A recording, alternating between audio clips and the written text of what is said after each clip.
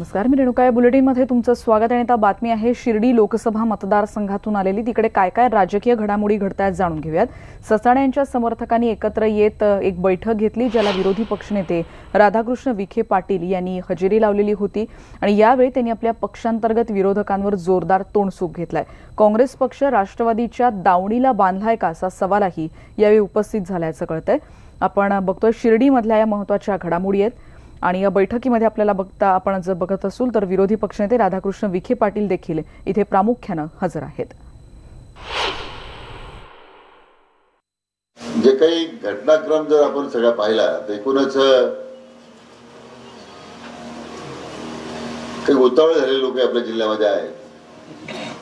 कधी एकदा विखेंना बाजूला करतो आणि कधी आम्ही जिल्ह्याचे नेते होतो, अशी काही लोकांना घाई झालेली आहे.